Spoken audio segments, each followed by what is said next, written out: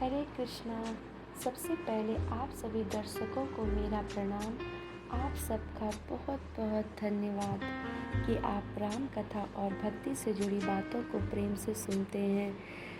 कल की कथा में हमने कहा कि कोई भी मनुष्य कितना भी जाने अनजाने अपने जीवन में गलत किया और वो अपने भगवान के शरण में जाता है तो भगवान उसकी सारी गलती को माफ़ कर के अपने हृदय से लगा लेते हैं। तो आज हम फिर एक नई कथा के माध्यम से अपने जीवन में आने वाली हर बाधाओं को दूर करने का प्रयास करेंगे और भगवान का नाम लेकर के भव से पार करेंगे।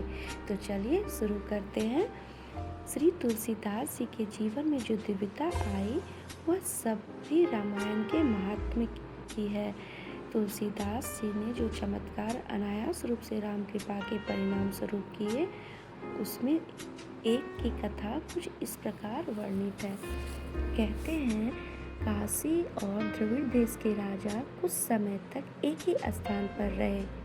दोनों में बहुत मित्रता हो गई थी। कुछ समय बाद सौभाग्यवश दोनों की रानियां गर्भवती हुई।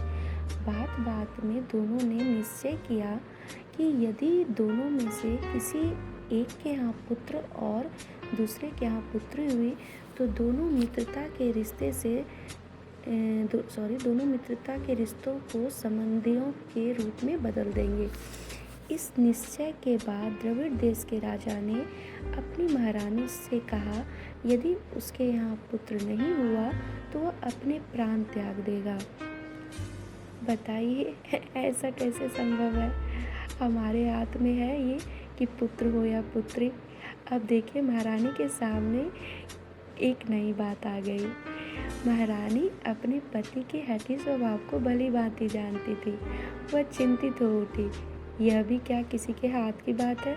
वैसे भी शास्त्रों का वचन है कि घर में लक्ष्मी पत्नी के भाग्य से आती है और संतति पति के भाग्य से।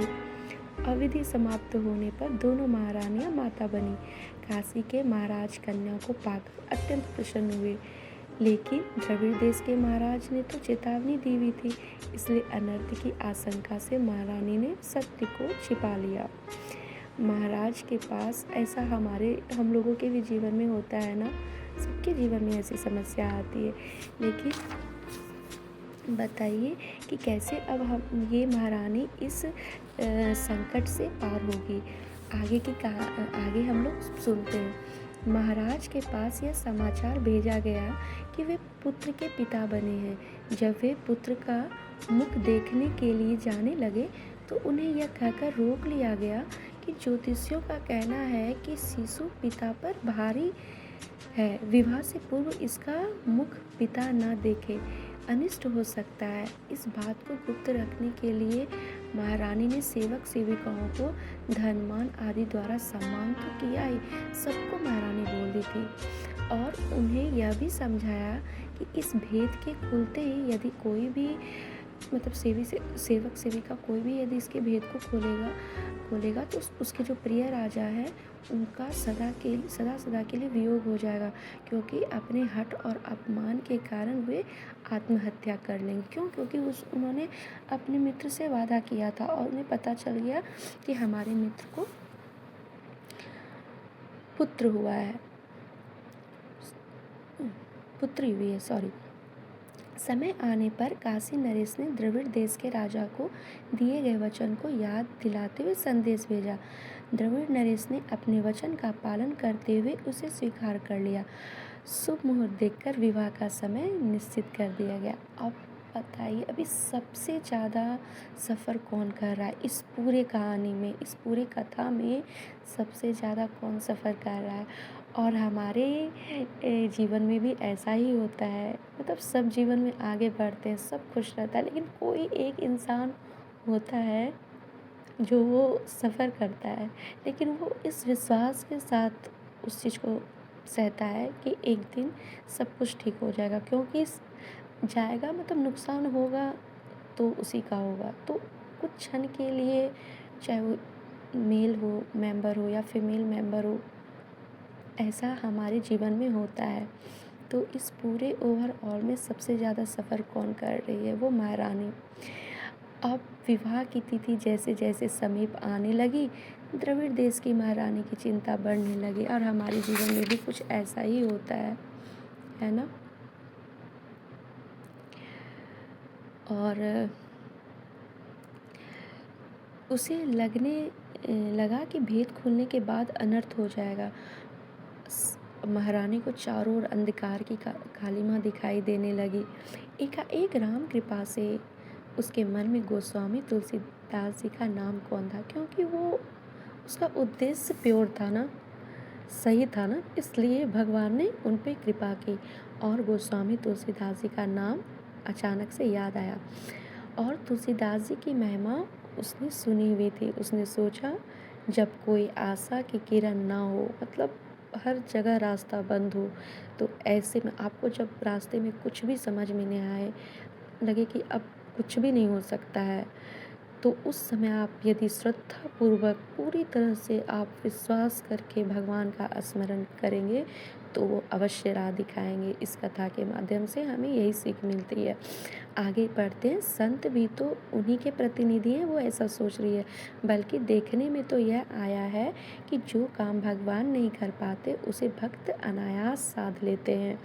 द्रविड़ देश की महारानी तुलसीदास जी की कुटिया पर पहुंच गई और उसने अपनी सारी कथा सुना दी। अब यह कथा सुनकर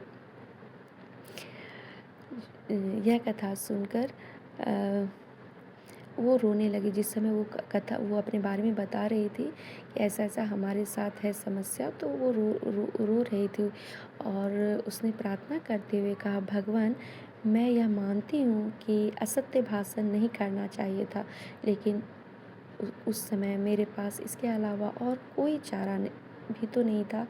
स्त्री के लिए उसके पति से श्रेष्ठ और क्या हो सकता है। अपनी भूल को स्वीकारती हुई मैं आपसे निवेदन करती हूँ कि आप मेरी लाज रखें। तुलसीदास जी कुछ समय तक गंभीर रहे, फिर उन्होंने उस दुखियारी महारानी से कहा, तुमने अपनी भूल को स्वीकार किया। तुम राम पर विश्वास करके राम भक्त के पास आई हो, इसलिए तुम्हारी विपदा का अंत अवश्य होगा। अब बताइए वो किसके पास गई? वो राम भक्त के पास गई ना। यदि वो किसी और के पास जाती तो उसे उसे सिर्फ निराशा ही लगता, उसका हिम्मत ही सब तोड़ते और सब कुछ ख़त्म हो जाता। उस स्थिति में सिर्फ भगवान और भगवान के भक्त ही साथ देते हैं। जब आपको है ना कि जब घोर निराशा छा जाए तो आप सिर्फ भगवान को याद करो या उनके भक्त को याद करो। अदरवाइज़ आप किसी को भी याद करोगे ना, आपके स्थिति को देखकर लोग हंसेंगे और आपकी मजबूरी का जो है आपकी व्यवस्था को देख कर के और आपके लाइफ को कॉम्प्लिकेटेड कर देंगे। इसलिए श्री तुलसीदास जी ने क्या किया, 9 दिन रामायण जी की कथा जो है शुरू की और उसकी जो पुत्री थी द्रविड़ कुमारी को कुमार के वस्त्र पहनाकर कथा सुनने के लिए कहा। जैसे ही 9 दिन की कथा समाप्त हुई, एक अद्भुत घटना घटित हुई। शुभाशीष के लिए आशीर्वाद देने के लिए जैसे ही श्री तुलसीदास जी ने कुमार वेशधारी राजकुमारी के सिर पर हाथ रखा और यह चौपाई पढ़ी, मंत्र महामणि विषय व्याल के मेटत कठिन कुअंक भाल के, वह राजकुमार बन गई और आई विपदा टल गई। निश्चित मुहूर्त में राजकुमार का काशी की राजकुमारी से पानी ग्रहण संस्कार हुआ। ये कहानी हमें लगता है कि ऐसा संभव होगा नहीं ना, लेकिन ये भगवान की कृपा से संभव हुआ, क्योंकि उस महारानी को भक्त और भगवान दोनों पे विश्वास था कि हमारा ये समस्या जो है वो दूर कर देंगे।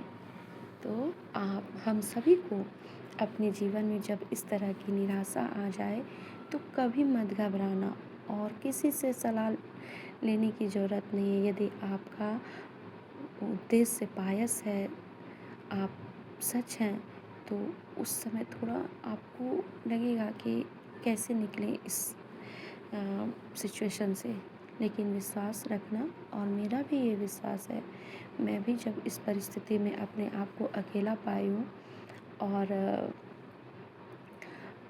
सही सही उद्देश्य के लिए हमने कुछ अपनी बात को नहीं रखा, तो बाद में भगवान ने हमें साथ दिया। और सबके साथ ऐसा होता है।